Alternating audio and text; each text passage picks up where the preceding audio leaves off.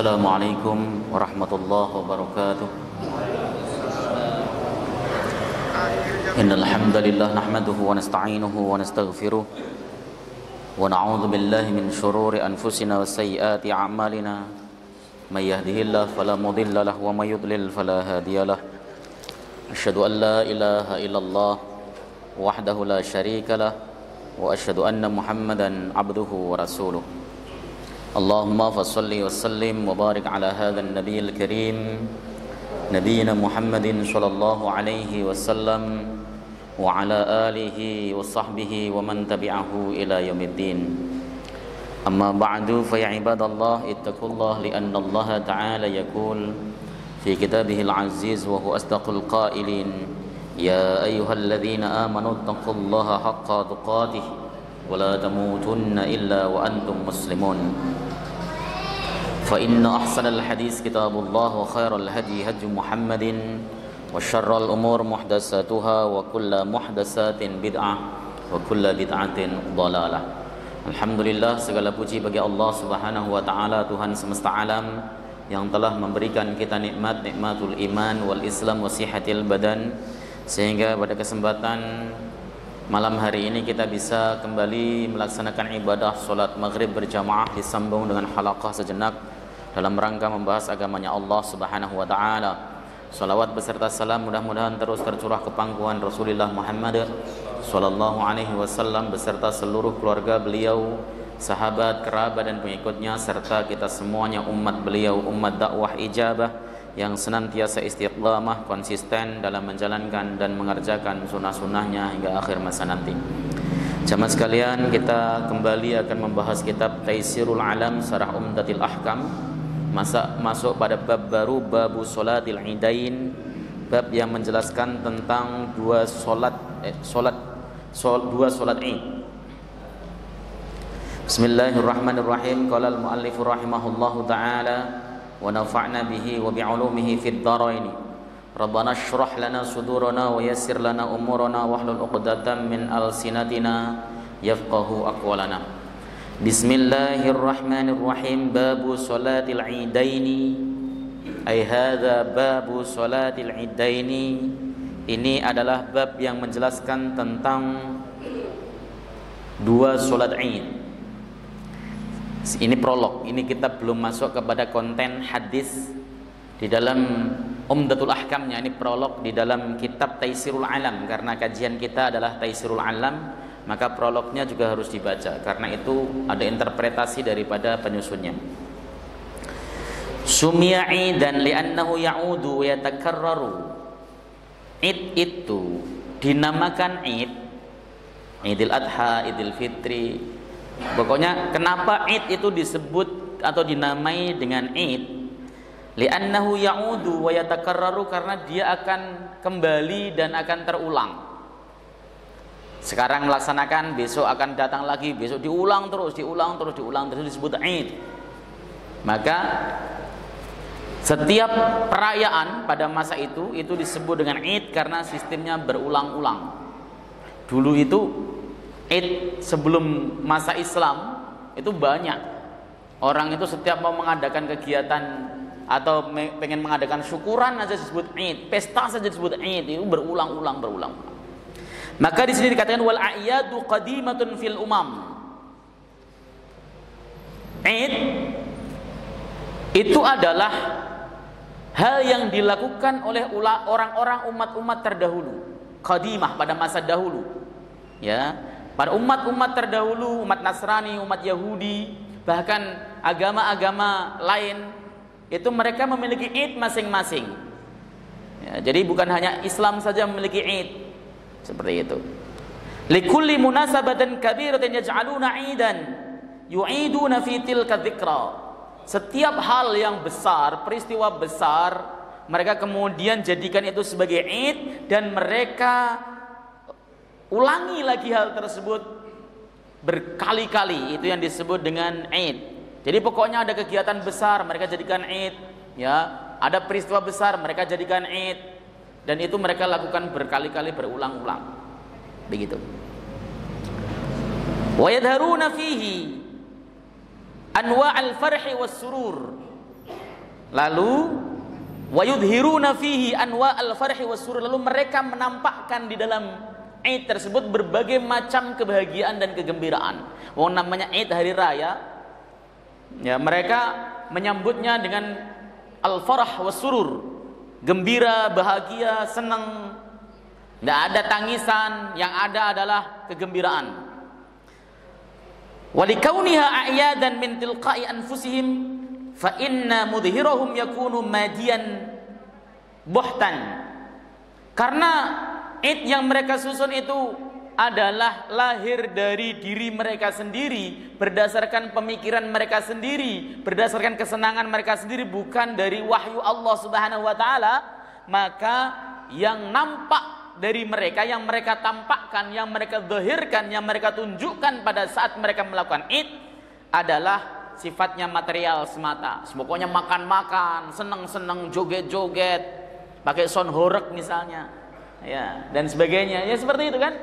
Ya namanya pokoknya kita senang-senang hari ini. Sifatnya materi, kemudian mayoran, nyembelih onta, nyembelih sapi, ya, makan-makan, pokoknya isinya begitu. Itu yang terjadi pada masa itu.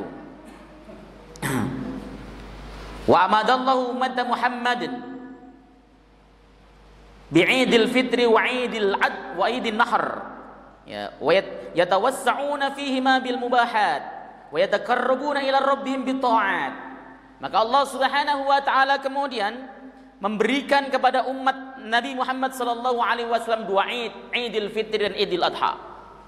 Jadi Islam itu hanya memiliki dua Id, Idul Fitri dan Idul Adha, dan tidak boleh ada Id lainnya. Ya, misalnya kita mau perayaan, silahkan, tapi jangan disebut dengan sebutan Id. Ya, seperti misalnya mohon maaf sekali. Misalnya kita menyebut, misalnya ada hari raya apa, enggak perlu. Hari raya Islam itu yang dikenal adalah Idul Fitri dan Idul Adha. Saya tadi mengulangi ya, bahwa ketika Nabi Shallallahu Alaihi Wasallam belum bi'tsah, belum diutus, ya, orang jahiliyah itu suka mengadakan berbagai macam Id, banyak sekali hari rayanya. Tapi setelah Islam datang, Allah Subhanahu Wa Taala memberikan dua hari raya, dua kegembiraan yang di situ orang diharamkan melaksanakan puasa, yaitu Idul Fitri dan Idul Adha. Idul Fitri, hari raya pada saat kita telah paripurna melaksanakan ibadah puasa kita sebulan penuh. Kita tidak boleh makan di siang hari. Nah, pada saat 1 Syawal kita sudah diperbolehkan makan lagi. Kita diperbolehkan untuk kembali makan siang, bersenang-senang. Ya. Apa idharu anwa'is surur itu artinya ya pokoknya ya kita bersenang-senang, yang penting tidak mungkar. Makan opor boleh, makan apa saja boleh. Hanya saja kadang-kadang kita orang Indonesia itu ya, kelewatan kalau sudah merayakan Id. Wes pokoknya asalnya yang kemarin tidak boleh disikat aja semuanya sampai betul-betul perutnya itu tambah 5 cm. Akibatnya ketika Id lewat 5 hari, yang terjadi banyak orang kena gula darahnya naik. Ya, saya pernah ngomentari Pak, dan saya pernah bertanya di sini apa tidak, saya lupa. Bapak itu kalau pas lagi buka puasa itu biasanya buka pakai apa pertama kali? Kurma ya, berapa biji? Ya, 3 biji. Habis itu makan nasi enggak? Nah, maksudnya habis itu makan nasi enggak, malam itu makan nasi enggak? Nasi, makan nasi juga dan sebagainya. Itu kesalahan kita dalam memahami sunnah. Nabi Shallallahu Alaihi Wasallam itu pada saat dia berbuka makanya cukup kurma, tidak pakai nasi, karena zaman Nabi tidak ada nasi. Kurma itu pengganti nasi. Makanya kemudian ketika kemudian selesai Ramadan, masuk Syawal, kita rata-rata gulanya naik, yang asalnya misalnya 150 menjadi 200. Isinya itu gula semuanya. Coba di dalam penelitian modern, satu kurma yang besar itu kandungan gulanya itu setara dengan 1 piring nasi. Kalau 3 kurma berarti 3 piring nasi, ditambah 1 piring nasi beneran. Kemudian belum gorengan, belum lontong, belum ini, belum itu, ya, akhirnya naik. Ya. Kita memahami sunnahnya salah. Mestinya ketika sudah makan kurma 3 atau 5 atau 7 dan sebagainya, sudah tidak makan nasi lagi. Karena itu sudah pengganti karbohidratnya, pengganti gulanya dan sebagainya. Harusnya begitu, harusnya. Tapi kita memang nggak bisa. Pokoknya kita nggak bisa ninggal nasi. Kalau belum ninggal nasi itu belum mantap pokoknya. Nah itu kan. Ya. Nah, di Idul Fitri kita sebenarnya memang diperbolehkan untuk melaksanakan hal-hal yang sifatnya mubah. Bahkan Rasulullah Shallallahu Alaihi Wasallam memperbolehkan para jariyah, anak-anak kecil tersebut untuk menabuh duf, rebana. Nabuh rebana, dung dung dung dung dung itu diperbolehkan pada masa Id seperti itu. Ya. Kemudian Idul Adha atau Idul Nahr, hari raya kurban, itu merupakan hari raya yang akbar, besar sebenarnya. Makanya Indonesia itu terbalik. Pada saat Idul Fitri kita besar-besaran merayakannya, Idul Adha biasa-biasa saja, adem-adem ayam kecuali bakar sate sama bikin tongseng. Tapi aslinya tidak. Hari raya besarnya itu adalah pada saat Idul Adha. Makanya orang Indonesia bisa menyebutnya dengan sebutan hari besar. Di kampung saya itu disebut dengan besar, bodo besar. Id yang sifatnya besar. Aslinya iya. Dan orang-orang selain Indonesia itu biasanya lebih menampakkan rasa bahagia, rasa syukur, rasa senang itu pada saat Idul Adha. Bukan pada saat Idul Fitri. Nah, ini Id kita yang harus kemudian kita sikapi dengan baik. Id ya silakan laksanakan berbagai macam yang sifatnya mubah. Berkunjung ke saudara boleh, kemudian mau melakukan hal-hal apapun saja yang sifatnya mubah itu boleh. Yang penting jangan mungkar. Habis puasa Ramadan, masuk Idul Fitri melakukan kemungkaran lagi, itu kan aneh kita itu. Ya, ada sebuah sentilan ayat dalam Al-Quran, wala takunu kallati naqadat ghazlaha min ba'di quwwatin ankatha.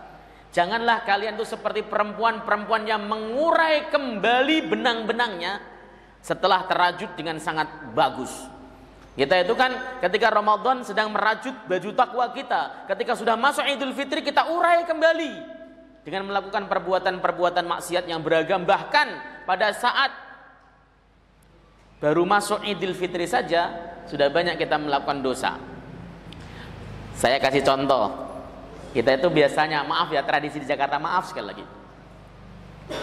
Itu ketika orang datang ke tempat kita silaturahim minta maaf, itu pada salaman nggak? Laki-laki perempuan campur nggak? Campur. Hanya sedikit orang yang berani maaf begini sama yang perempuan ghairu mahram. Kalau yang sama mahramnya nggak apa-apa, antum sama mertua antum boleh, sama menantu antum boleh, karena itu adalah mahram ta'bid bil musaharah. Saya dengan mertua saya itu mahramnya ta'bid selama-lamanya. Antum dengan menantu antum juga sama, mahramnya ta'bid. Ya, tapi dengan ipar, dengan kakak ipar, dengan adik ipar, dengan anaknya tante, anaknya Pak D, semuanya itu ghairu mahram. Antum bahkan ada yang cium-ciuman segala. Minal aidin wal faizin mohon lahir batin, kita kembali suci. Suci apanya? Ya. Ada sebuah buku, kitab ya, buku ya, karangan Profesor Dr. Lim Mustafa Waqib MA itu mengkritik kita habis-habisan. Sebenarnya kita selalu mengatakan bahwa yang disebut hari Id itu hari kemenangan. Kata beliau, kita menang lawan siapa? Ya, lawan setan. Sejak kapan Anda bisa menang lawan setan? Wong kalau buka aja seperti orang kesetanan kok malah. Ya. Kalau ibadah juga nyari yang cepat, di masjid yang cepat pokoknya rame. Coba kalau nggak percaya, coba tahun besok di sini diumumkan setiap malam kita akan membaca Quran 1 juz. Kalau jamaahnya nggak tinggal 2 sof lah palingnya, 2 sof. Kadang-kadang tinggal 1 sof. Nggak ada yang mau, Pak. Oh, nggak ada yang mau. Serius. Yang lebih disukai itu yang 2 ayat tuh. Allahu Akbar. Alif Lam Mim. Dzalikal kitabu la raiba fihi hudal lil muttaqin alladzina yu'minuna bil ghaibi wa yuqimuna as-salata wa mimma razaqnahum yunfiqun. Allahu Akbar, itu senang. Padahal motongnya ayat itu kanibal ya, potong suka-suka dia, itu yang nggak boleh aslinya. Ini fakta kok. Ya, makanya menang lawan siapa? Kita itu nggak pernah menang lawan setan. Wong setan itu nggak pernah lelah menggoda kita kok sampai mati nanti. Makanya tidak ada istilah gencatan senjata dengan syaitan laknatullah alaih. Nah, Allah ya memberikan kemudahan tersebut kepada umat Nabi Muhammad, di mana mereka bisa yatawassa'una fihi ma bil mubahat. Tawassu' mereka itu ya boleh untuk melakukan hal-hal yang sifatnya mubah. Jangan yang haram, hindari. Wong kita kemarin benar-benar mencoba untuk menjadikan diri kita bersih dari dosa. Setiap satu Ramadan yang kita kerjakan itu dosa kita dihapuskan oleh Allah Subhanahu wa taala. Nabi mengatakan ar-ramadhanu ila ramadan mukaffiratun lima bainahunna. Ya. Kan as-salawatul khamsu wal jumu'atu ila al-jumu'at wa ramadhanu ila ramadan mukaffaratun lima bainahunna man lam yartakib al-kaba'ir. Salat 5 waktu, Jumat satu ke Jumat lain, Ramadan satu ke Ramadan lain itu bisa menghapus dosa. Kan kita sedang menghapus dosa pas Ramadan. Apalagi antum di ceramah-ceramah man shoma ramadhana imanan wa ihtisaban ghufira lahu ma taqaddama min dzanbi. Lalu hadis man qama ramadhana imanan wa ihtisaban ghufira lahu ma taqaddama min dzanbi. Dosa sudah habis. Tapi tadi Idul Fitri, mohon maaf lahir batin, cepika-cepiki istri siapa? Faktual, antum protes boleh. Saya belum pernah menemukan dalil atau dasar dari ulama yang ada yang memperbolehkan laki-laki perempuan jabat tangan ghairu mahram. Ghairu mahram. Bukan mahram. Bukan bacanya mahram ya, bukan muhrim. Kalau muhrim itu namanya orang ihram haji atau umrah. Ya, enggak ada yang memperbolehkan. Ah Ustadz, yang saya salamin kan misalnya nenek-nenek misalnya. Dia nenek-nenek, lo muda. Ya jadi gitu ya. Jadi harus kemudian kita pisahkan. Lah terus bagaimana Ustadz? Tetap kita, kalau kita mau menjaga diri. Nah itu kan, atau kalau mau salaman pakai penghalang, khail. Tapi menurut saya janganlah. Ya, saya berkali-kali Pak menjelaskan bahwa sebab terjadinya banyaknya, mohon maaf, perkosaan-perkosaan yang ada di pesantren dan sebagainya itu karena mereka pada melonggarkan tentang aturan agama awalnya. Ngaji misalnya saya kan masih muda ya. Umur masih 40-an kan, masih muda. Yang saya hadapi santri-santri perempuan semuanya ngajar. Enggak apa-apa, harus ketemu langsung face to face. Kalau nggak ketemu face to face nanti ya kurang barokah pertama. Nah namanya manusia, laki-laki normal, lihat kan santri-santrinya lagi pada kembang-kembangnya antar 17 sampai 19, cantik-cantik gitu. Nanti setelah selesai ngaji pada salaman ya. Dan mereka ketika salaman kan cium tangan Pak, enggak ada yang enggak. Laki-laki normal Pak, cium tangan begitu, ada yang halus, ada yang enggak dan sebagainya. Aku dititeni 1-2 halus nih. Besok langsung ngomong. Nah, ya bah, badan abah kok pegel-pegel ya. Ya, tolong dipijit dong, ajak temenmu. Nah, hasilnya ajak temen dipijit-pijit. Selesai dipijit-pijit, besok lagi masuk angin, kerokin. Akibatnya apa ya? Syaitan laknatullah masuk. Kenapa? Karena fikih aturan agama dilonggarkan. Itu persoalannya. Ya makanya kalau Id jangan aneh-aneh ya. Saya ini bukan komen, wah itu kan tradisi yang bertentangan dengan syariat, kita bungkus atau kita bersihkan dari hal-hal yang ya, atau kita buang dari hal-hal yang tidak patut. Syariat Islam itu murni. Id dan Idul Fitri dan Idul Adha itu merupakan syariat Islam. Jangan dicampuri dengan hal-hal yang sifatnya tidak baik dan tidak patut. Silaturahim ke rumah-rumah boleh kok, meskipun itu termasuk adat. Halal bihalal itu tradisi, adat. Adat itu boleh dilakukan. Adat itu tidak masuk dalam bagian agama, maka tidak bisa kena cakupan bid'ah, tidak bisa. Bid'ah itu hanya masuk cakupannya kepada 2, akidah dan ibadah. Adat itu nggak bisa. Adat itu adalah tolak ukurnya bertentangan atau sesuai dengan syariah. Kalau bertentangan dengan syariah, ya itu tidak boleh dilakukan. Kalau sesuai, nggak bertentangan, ya boleh dilakukan. Oh, silaturahim pada saat selesai kita melaksanakan sholat Id ke rumah tetangga, ke saudara, itu tradisi hanya di Indonesia misalnya. Tetapi silaturahimnya kan sesuai dengan syariat, boleh dilakukan. Tapi kalau salam-salamannya sampai peluk-pelukan, tidak sesuai dengan syariat, ya jangan dilakukan. Itu harus dipahami sampai sana. Ya, jangan sampai kebablasan lah. Kemudian wa yataqarrabuna ila rabbihim bita'at. Pada saat Idul Fitri, Idul Adha, itu mereka tidak hanya mengerjakan perkara-perkara yang sifatnya material, makan, kemudian bersenang-senang, tetapi juga ada nilai ibadahnya. Di saat Idul Fitri, kita dianjurkan untuk membayar zakat fitrah, dianjurkan untuk melaksanakan sholat Id, dianjurkan untuk membaca takbir, memperbanyak takbir dan zikir. Jadi senangnya begitu, membaca tahniah, taqabbalallahu minna wa minkum. Ya. Dan ketika mengatakan taqabbalallahu minna wa minkum itu wajahnya harus senang, berseri-seri. Taqabbalallahu minna wa minkum. Gitu kan? Ketemu laki-laki langsung ta'annuk. Kalau diterangkan di dalam kitab Tanwirul Qulub karangan Syekh Muhammad Amin Al-Kurdi, salaman berpelukan pada saat Id itu sunnahnya sebenarnya kalau ketemu teman yang jarang ketemu. Misalnya teman kita pulang dari Jogja ya ke sini, dia tinggal di Jogja, main ke Jakarta, ketemu lama, kita pelukan. Atau teman kita baru pulang dari Saudi, ketemu kita baru pulang. Kalau ketemu tiap hari tidak usah pelukan. Lah lo lagi misalnya kan cukup salaman, aslinya begitu. Ya, mu'anaqah itu memang disunahkan oleh Nabi Shallallahu Alaihi Wasallam pada saat ketemu dari orang yang asalnya gaib. Coba ketika Nabi Shallallahu Alaihi Wasallam bertemu dengan Sayyidina Abu Bakar, setiap hari bertemu dengan Sayyidina Umar, itu salaman biasa, musafahah biasa. Assalamualaikum, salaman, musafahah. Ya. Jadi ta'anuk, berpelukan itu kalau lama. Masya Allah baru datang antum. Ya dari mana? Apa namanya?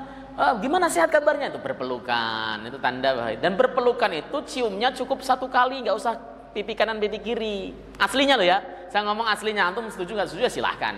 Tapi di Indonesia kurang mantep kalau nggak kanan kiri. Aslinya kan berpelukan pipi kanan saja. Sudah selesai. Kita kan nggak mantep gitu itu. Itu kalau kita mau beresin sedikit-sedikit ya, ittiba kepada Nabi Shallallahu Alaihi Wasallam. Itu namanya takarrub bitu'at. Ketika kita salaman, itu takarrub bitu'at, itu ibadah salaman, Pak. Wong Nabi mengatakan ma min muslimaini yaltaqiyani summa yatasafahani ghafarallahu lahuma qabla ayatafarraqa. Hadis ini hasan. Dua orang muslim ketika dia ketemu lalu dia musafahah, salaman, diampuni dosanya sebelum pisah. Dan salaman jabat tangan itu sunnahnya itu sekali pada saat sekali pertemuan. Dan itu sekaligus pisahnya. Aslinya. Kalau bapak misalnya di masjid ketika di gerbang tadi ketemu saya sudah salaman, itu sudah tidak disunahkan lagi salaman pada saat pulang. Atau lagi ketemu lagi pada saat di dalam ketemu lagi salaman lagi, tidak disunahkan. Salaman itu sunnahnya sekali pada saat satu pertemuan. Kalau asalnya belum ketemu di luar, ketemu di dalam, salaman. Lah kalau sudah selesai salaman, pulang ya cuma assalamualaikum gitu aja, nggak usah salaman lagi. Kita itu ketemu satu pertemuan bisa 10 kali salamannya. Pertama ketemu pada waktu melepasin sendal, salaman. Pada waktu dia masuk masjid, salaman lagi. Ya, sampai pulang pun salaman juga. Ya, bagus sih, bagus ya. Tapi sebenarnya sunnahnya tadi adalah sekali saja setiap satu pertemuan. Saya dulu waktu zaman Covid itu sudah diwanti-wanti sama beberapa teman, Ustadz, antum kalau ngajar jangan sampai mau dicium atau dipeluk sama jamaah ya, cium tangannya, dipeluk dan sebagainya. Ya siap. Kenapa ya? Karena memang bahaya sekali. Ya namanya orang, Pak. Ketika ketemu nyosor meluk, kangen Ustadz, mudah-mudahan sehat. Lah antum ini yang menjadikan saya sakit, gitu kan maksudnya. Dan kena betul, saya kena Covid itu 2 kali mungkin kali ya. Jadi begitu modelnya. Masya Allah, memang hebat-hebat itu sama orang Bekasi itu. Orang Bekasi ada samping masjid itu meninggal karena Covid, ngaji tetap nggak boleh bubar. Prinsipnya lebih baik mati ya dalam keadaan ngaji daripada mati dalam keadaan nggak ngaji. Keren juga tuh. Cuman ya serem juga akhirnya kan. Ya begitu. Masya Allah. Syukran lillahi ta'ala ala ma an'ama alaihim bihi, sebagai bukti syukur kepada Allah ta'ala atas apa yang telah Allah subhanahu wa ta'ala berikan kepadanya. Nah itu kita itu ketika misalnya Idul Adha menyembelih hewan kita sembelih itu syukur, ya Allah kau kasih aku rizki 1 tahun ini cukup sembelih hewan kurban. Ketika Idul Fitri syukurnya apa? Karena kita paripurna mengerjakan saum Ramadan dengan baik, gak sakit. Tarawihnya juga full, syukur, berseri-seri. Makanya tahniahnya taqabbalallahu minna wa minkum, semoga Allah menerima minna dari kami, dari ibadah-ibadah kami, wa minkum dan dari ibadah-ibadah kalian. Itu doa. Saya itu senangnya Islam itu, tahniahnya, ucapan selamatnya itu semuanya adalah full doa. Ketemu assalamualaikum doa isinya. Ya, mau apa namanya? Pisah ya ma'assalamah fi amanillah, ya seperti itu. Atau kalau pas selesai Ramadan, taqabbalallahu minna wa minkum, ketemu barakallahu fik, jazakumullah khair dan sebagainya. Itu doa semuanya Islam itu. Islam itu dianjurkan saling mendoakan satu sama lain. Tahniahnya. Tapi Pak, tahniah dengan menggunakan minal aidin wal faizin itu boleh, tapi sunnahnya taqabbalallahu minna wa minkum. Tahniah itu apa sih? Mengucapkan selamat aslinya itu.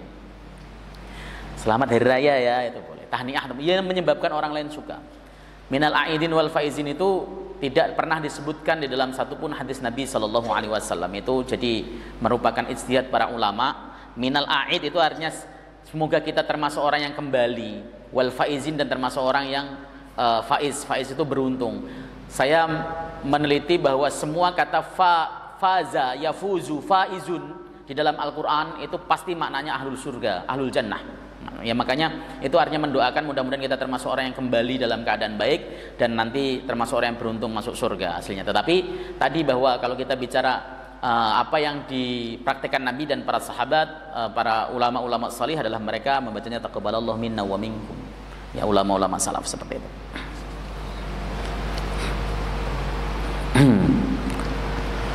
Min tashili ya tadi alaman ama alaihim bi min tashili siyami ramadan fil fitri wa su'ali qabulihi wa ala ma yassara lahum min ada'il manasik wa taqarrub bi bahimatil an'ami fi idil adha. Nah, apa kenikmatannya Allah berikan tadi? Dimudahkan kita melaksanakan puasa Ramadan dalam Idul Fitri dan memohon supaya ibadah kita diterima, karena kita tidak tahu apakah ibadah yang kita lakukan itu diterima oleh Allah Subhanahu wa taala atau tidak. Tahu Pak, salat kita itu diterima atau tidak, puasa kita diterima, nggak ada indikatornya kok. Makanya yang penting kalau bagi kita itu sudah bisa melaksanakan sholat dengan baik. Dengan baik itu maksudnya dengan ilmu yang kita miliki. Yang nggak boleh itu kalau sholat tanpa ilmu. Kita sudah bisa melaksanakan puasa misalnya dengan baik, dengan ilmu yang kita miliki, sudah cukup. Urusan diterima atau tidak itu sudah urusan Allah Subhanahu wa taala. Jika kita sudah diilhamkan oleh Allah Subhanahu wa taala untuk bisa melakukan amal baik, saleh, ketaatan kepada Allah, berarti kita termasuk orang yang dikehendaki Allah untuk bisa berbuat baik. Begitu. Jadi kewajiban kita itu adalah ngaji dengan baik, aplikasikan dalam kehidupan sehari-hari, itu saja sih. Ya. Jangan kemudian merasa aduh, kamu yakin ibadah kamu diterima? Kan ada orang suka ngomong gitu, sok paling diterima saja. Lihat, saya juga nggak tahu ibadah saya diterima. Yang penting saya beribadah sesuai dengan ilmu yang saya miliki, selesai. Gitu. Wa syarra'a lahum al-istima' 'ala sholati fi hadainil 'idaini liyata'arafu wa yatawassalu wa yuhanni'u ba'dhum ba'dhan wa yatahabu wa yata'allafu. Kemudian Allah Subhanahu wa taala mensyariatkan kepada seluruh umat Islam untuk berkumpul ketemu lis-salati, melaksanakan salat. Melaksanakan salat bareng-bareng, salat Id maupun salat Idul Fitri maupun Idul Adha. Itu disyariatkan. Tujuannya apa? Li ta'arafu wa yatawassalu, supaya mereka itu bisa saling mengenal dan saling bisa menyambung. Makanya salat Id itu di tempat yang luas. Kalau saya boleh berharap sebenarnya, saya itu pengen sholat id itu dilaksanakan satu DKI di dalam satu titik. Aslinya nggak ada kemudian masjid ini ngadain sendiri, masjid itu ngadain sendiri. Syiar untuk menunjukkan bagaimana besarnya dan kuatnya umat Islam itu nggak ada. Coba kalau umat Islam misalnya sholat idnya seluruhnya kumpul di Monas, ya imamnya di HI, jamaahnya sampai Monas sono misalnya.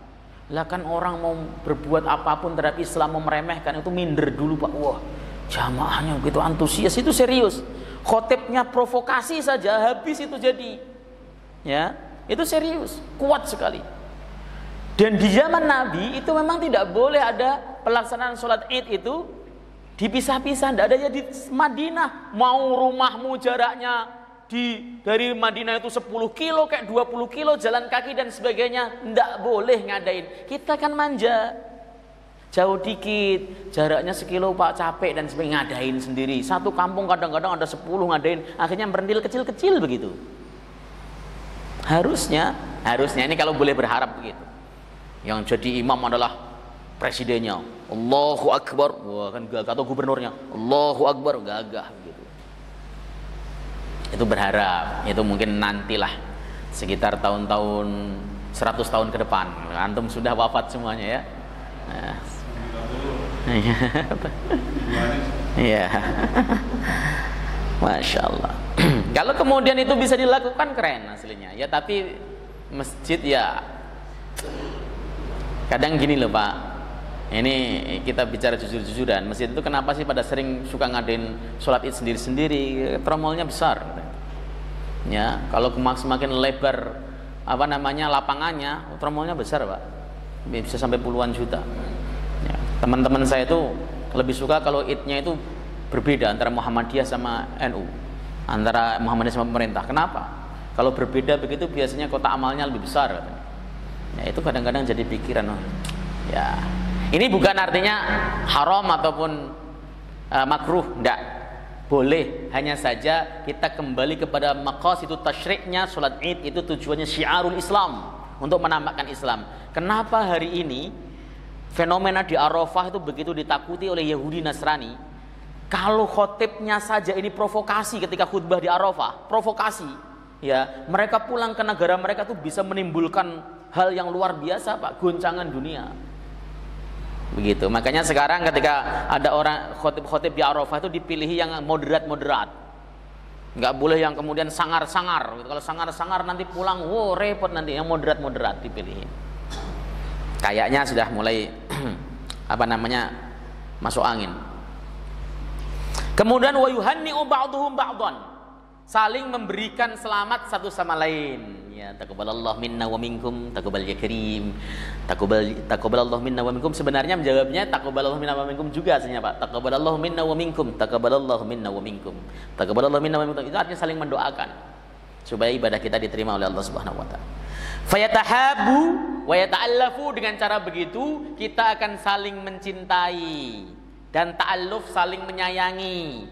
Asalnya misalnya orang ini nggak pernah teguran ketika Idul Fitri, ya, taqabbalallahu minna wa minkum, sambil senyum, sambil semua wajahnya berseri-seri senang. Di Indonesia itu dramatisir Pak. Habis sholat itu pasti rangkul-rangkulan, nangis-nangis. Dari mana bahagianya? Ya, nangisnya ntar. Mungkin nangisnya nangis bahagia ya. Nangis bahagia apa nangis karena itu?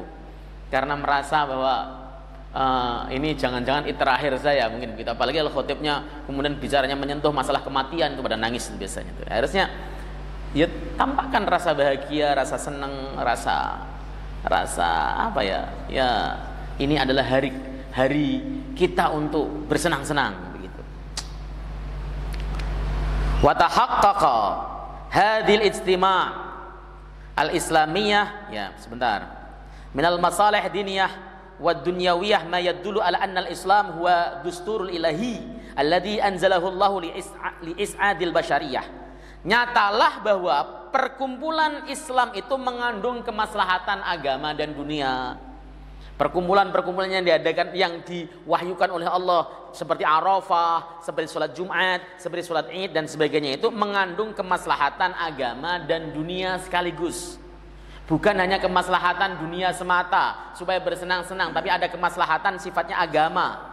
Ini menunjukkan sesungguhnya Islam itu adalah aturan Tuhan, bukan bikinan manusia.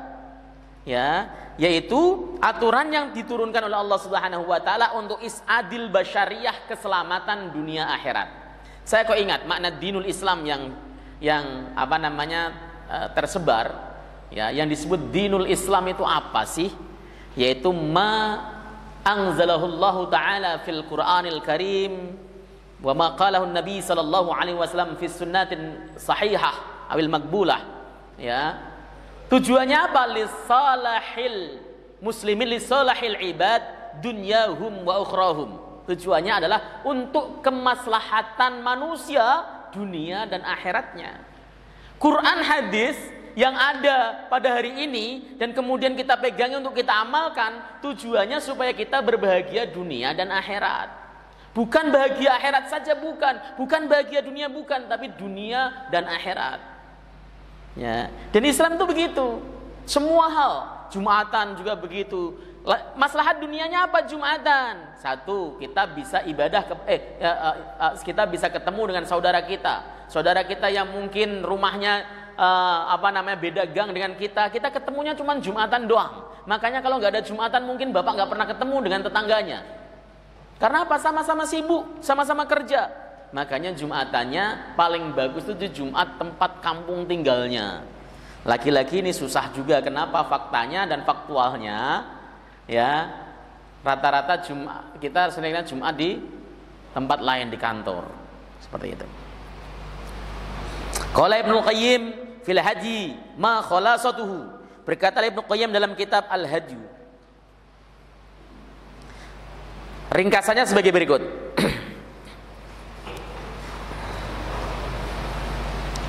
Kana yusallil idaini fil musalla daiman. Nabi itu selalu melaksanakan sholat id di musolla. Musolla itu di tempat sholat, berarti bukan di masjid. Musolla itu tempat sholat. Musolla tempat sholat artinya bisa di lapangan atau tanah tempat terbuka, bukan di masjid. Musolla. Selama-lamanya. Walam yusalli fil masjid illa marratan lamma asabahum matar. Nabi tidak pernah melaksanakan sholat di dalam masjid kecuali sekali ketika mereka semuanya tertimpa hujan atau turun hujan lebat kepada Nabi sallallahu alaihi wasallam dan para sahabat. Ya, inilah yang kemudian dipakai dalil oleh mazhab Hambali, mazhab Malik, mazhab Hanafi yang mengatakan utamanya melaksanakan ibadah sholat id adalah di tanah terbuka, di musola, bukan di masjid. Sebab Nabi sallallahu alaihi wasallam tidak pernah sekalipun melaksanakan sholat di dalam masjid jika tidak hujan, dan beliau melaksanakan sekali pada saat hujan di dalam masjid. Imam Syafi'i berpendapat bahwa jika masjidnya besar dan muat, ketampung semuanya, ya, maka sholat di masjid itu utama. Alasan beliau adalah pada saat selesai Fathu Makkah, penaklukan kota Makkah, sholat id pertama kali hingga hari ini dilakukan di Makkah di dalam Masjidil Haram, tidak pernah keluar Masjidil Haram. Kenapa? Karena Masjidil Haram besar. Ya. Nabi Shallallahu Alaihi Wasallam, ini argumentasi Imam Syafi'i. Makanya kalau kita memahami argumen yang berbeda itu bisa, oh iya punya argumen ternyata dan logis. Dan pada waktu itu kata Imam Syafi'i yang tinggal di Madinah itu sahabat-sahabat utama, sahabat-sahabat besar. Tidak ada yang mengingkari. Kalau itu dianggap sebagai sebuah keburukan, pasti diingkari oleh mereka. Imam Syafi'i berargumen, kenapa Nabi tidak pernah melaksanakan sholat di masjid, tapi di lapangan terus? Yang sering itu di Masjid Ghamamah. Di Masjid Ghamamah itu tempat Nabi melaksanakan sholat id dan sholat istisqa. Yang dekat Masjid Abu Bakar itu. Sering di situ Nabi SAW. Alasannya karena Masjid Nabawi pada masa Nabi kecil, sempit. Sementara Nabi mengundang seluruh kaum muslimin, perempuan-perempuannya, anak-anaknya, wanita-wanita haidnya, semua dianjurkan untuk melaksanakan pergi ke lapangan mendengarkan khutbah Id. Kalau yang haid, itu yang jadi alasan. Masjid Nabawi itu 22 kali 11, kecil, nggak muat kalau diisi banyak orang. Itu argumentasi dari madhab Syafi'i. Ya, jadi masing-masing memiliki argumentasi. Kalau macam gini tidak usah kemudian berebut mau dilaksanakan di mana, toh itu afdoliyah, tidak mengatakan kalau di lapangan ya nggak sah atau kalau di masjid nggak sah atau haram, tidak ada. Ya, karena apa Pak? Di sebuah komplek gara-gara masalah ini DKM itu sama-sama pada bawa golok, hunus golok. Kami mau di masjid, kami mau di lapangan, itu serius hunus golok beneran Pak. Rame. Kata yang di masjid, kenapa? Di lapangan tuh banyak tai kambing. Tapi ini sunnah Nabi. Waduh, repot itu akhirnya. Yang kayak gini coba dirembuk dengan sebaik-baiknya. Nggak usah kayak gitu. Ya, maslahatnya mana? Mafsadahnya mana, dirembuk dengan baik. Ini khilaf di kalangan para ulama. Meskipun Kalau pendapat jumhur ulama yang utama ya di musola, di tempat sholat. Tinggal kita menyadarkan saja. Itu tidak menjadi syarat sah kok, tidak menjadi rukun kok, tidak menjadi ini kok. Itu hanya masalah mana yang lebih utama, dan para ulama berbeda terkait masalah itu. Sebab apa?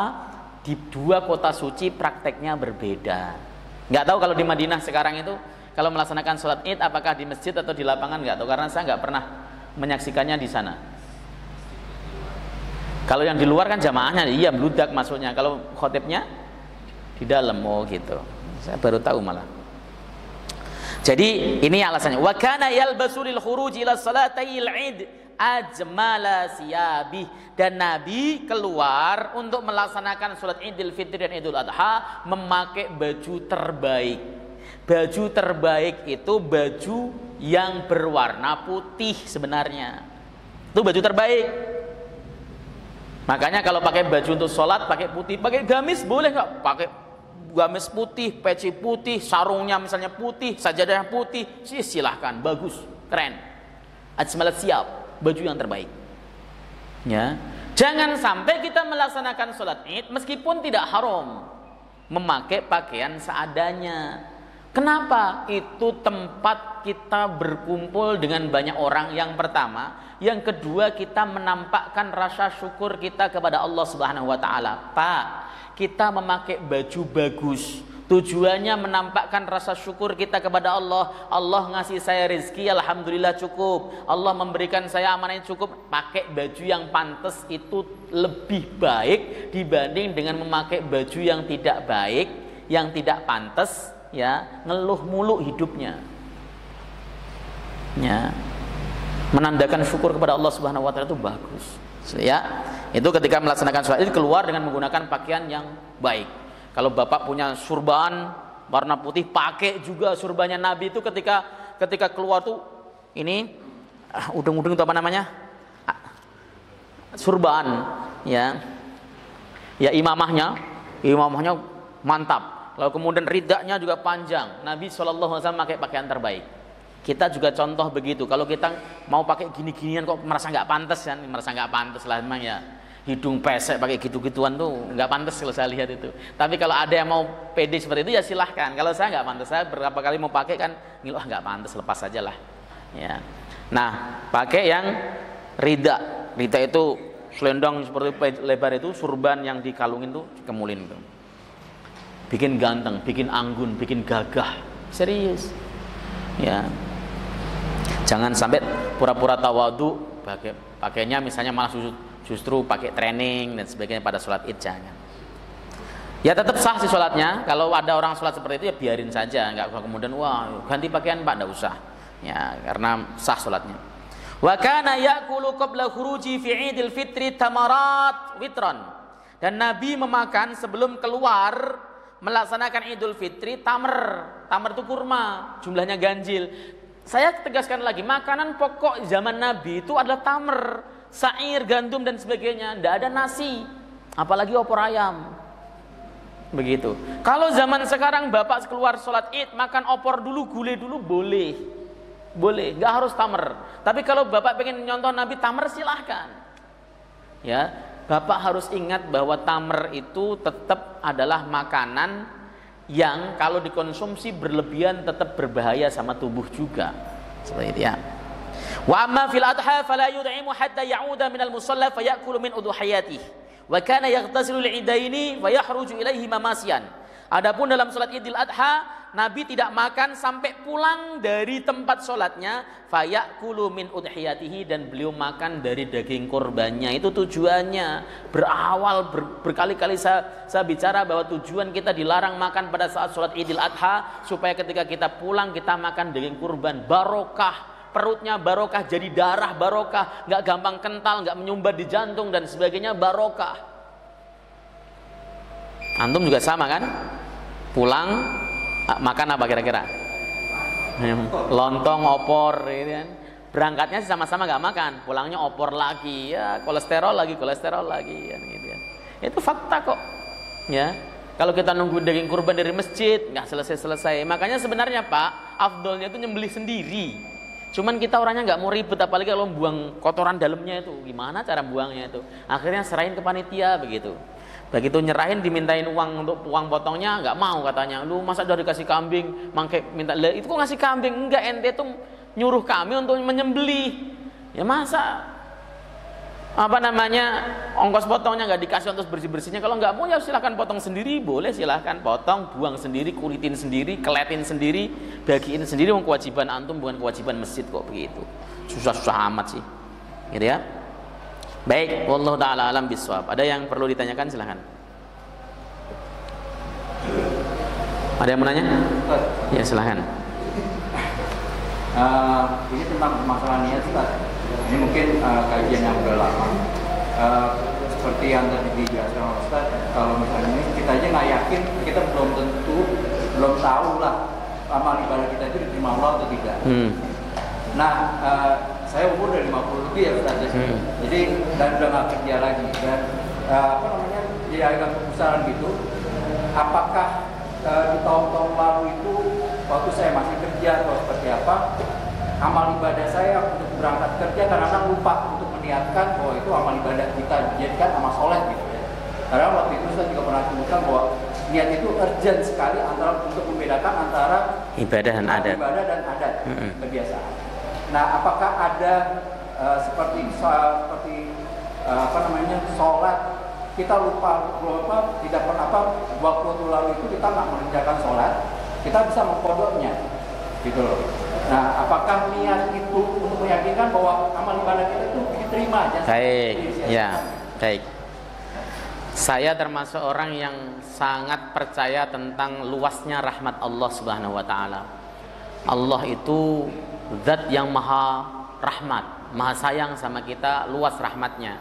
Jadi ketika kita menyadari bahwa apa yang kita lakukan dulu itu nggak benar, lalu kemudian sekarang kita mohon ampun kepada Allah Subhanahu wa taala dan berharap supaya apa yang kita lakukan kemarin bagian daripada ibadah. Wong kita kerjanya juga faktanya untuk cari nafkah beneran, itu dijadikan pahala ibadah oleh Allah Subhanahu wa taala. Saya berkeyakinan Allah Subhanahu wa taala akan menjadikan itu sebagai amal ibadah. Begitu ya. Kenapa kok demikian? Ya karena Allah itu rahmatnya itu tidak terhingga. Ya, inna rahmati sabaqat ghadabi, sesungguhnya rahmatku itu mendahului murkaku. Inna rahmati wasi'at kullasyai, sesungguhnya rahmatku itu lebih luas dari segala sesuatu. Jadi rahmat Allah Subhanahu wa taala yang luar biasa seperti itu, kita tidak boleh kemudian merasa aduh ini bagaimana, kan nggak mungkin diulang. Ya sudah, caranya bagaimana? Istighfar, tobat kepada Allah Subhanahu wa taala, minta ampun dan berharap. Harapannya lewat doa. Mudah-mudahan segala amal kita yang kita kerjakan kemarin diterima oleh Allah Subhanahu wa taala. Kita nggak tahu pasti betul, tetapi kita harus mengupayakan supaya amal kita memang betul-betul diterima dan tidak hancur oleh amaliyah-amaliyah yang menjadikan rusaknya amaliyah kita. Al-Bukhari itu menulis satu bab yang berjudul Babu Khaufil Muslim ayuhbatu amaluhu wa huwa la yash'ur. Bab ketakutan seorang muslim ketika dihapuskan amalnya sementara dia tidak sadar. Jadi orang muslim itu selalu khawatir. Betul, antum bagus ketika memiliki khawatiran, nanti bagaimana amalku, bagaimana, apakah ada pahalanya apa enggak, itu bagus. Itu memang ditekankan oleh syariat supaya kita merasa resah apabila amal kita yang kita lakukan dengan susah payah ternyata enggak ada pahalanya. Nah, itu bagus. Saya termasuk orang yang meyakini rahmat Allah Subhanahu wa taala sangat luas dan tak terbatas. Saya rasa begitu ya, mudah-mudahan manfaat kita. Kalau kita kan diminta rasa takut Allah itu bagaimana rasa takut kita. Kalau kita merasa takut, jadi boleh disoal saya. Ya. Jadi begini. Ana ingda dhanni abdi bi, saya berdasarkan prasangka hambaku. Hadis qudsi, sahih hadisnya. Tapi para ulama ketika menjelaskan hadis ini adalah khusus ketika seseorang itu menjelang sakaratul maut. Ketika orang menjelang sakaratul maut, kalau dia berhusnudzon kepada Allah, Allah mengampuni dosanya dan tidak disiksa, maka dia akan diampuni dan tidak disiksa. Kalau kemudian dia berprasangka, aduh saya pasti disiksa nih, dia akan disiksa dan oleh Allah Subhanahu wa taala. Tapi pada saat kita belum sakaratul maut, ya, Kita tidak bisa menggunakan kaidah ini secara mutlak. Saya berdasarkan prasangka hambaku. Malah justru kita itu harus banyak introspeksi diri. Dosaku ini masih banyak, maka itu berimbas kepada istighfarnya yang banyak. Amalku belum banyak, maka kemudian dia akan berimbas kepada memperbanyak amal. Ya, jangan-jangan ibadahku ini nggak diterima oleh Allah Subhanahu Wa Taala, maka dia akan lebih semangat lagi dalam melaksanakan ibadah. Wah, korbanku kemarin kalau nggak diterima bagaimana nih? Maka dia besok akan korban lagi. Seperti itu loh maksudnya. Jadi pada saat kita hidup, kata firman Allah dalam hadis qudsi, ana inda dzoni abdi, itu tidak mutlak. Tidak mutlak. Pokoknya kalau bersangka baik kepada Allah pasti nanti Allah ganti, tidak. Tapi menurut Ibnu Battal dalam Syarah Bukhari, kemudian para ulama-ulama lain menjelaskan bahwa ana inda dzoni bi itu mutlaknya berlaku pada saat kita syakaratul maut. Kita kalau husnudzon kepada Allah, insya Allah kita akan diberikan yang terbaik untuk kita semuanya. Saya rasa begitu Pak ya. Kita penghafal majelis. Subhanakallahumma hamdika asyhadu an la ilaha illa anta astaghfiruka wa atubu ilaik. Assalamualaikum warahmatullahi wabarakatuh.